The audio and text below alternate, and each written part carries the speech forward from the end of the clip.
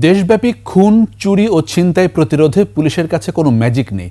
তারপরও আইনশৃঙ্খলা পরিস্থিতির উন্নয়নে পুলিশ ব্যবস্থা নিচ্ছে বলে জানান আইজি বাহারুল আলম।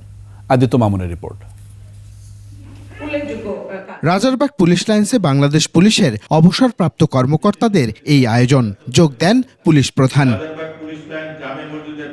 অবসরকালীন সময় বাহিনীর সদস্যদের নানা সুযোগ সুবিধা নিশ্চিতে কাজ করার কথা জানান তিনি। এই তিনটা কাজের প্রচেষ্টা আমার সবসময় থাকবে।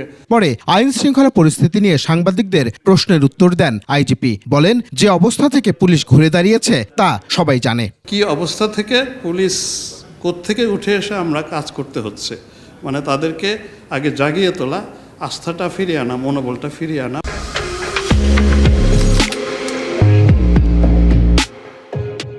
তবে হত্যা, খুন, ছিনতাই রোধে পুলিশের কাছে কোনো ম্যাজিক নেই বলেও জানান তিনি। আপনারা দেখছেন যে আমরা কি ব্যবস্থা নিচ্ছি। এটার জন্য আমাদের কাছে তো ওইভাবে ম্যাজিক নেই। ক্রাইম এককভাবে আমরা we can't fight it out, আমরা চেষ্টা করছি। বিভিন্ন স্থানে ছাত্র হত্যার হুমকির বিষয়টি মীমাংসিত বলেও জানান আইজিপি। প্রতিটা ঘটনা আমরা কিন্তু অ্যানালাইজ করেছি। আদিত্য মামুন, 21 টেলিভিশন, ঢাকা।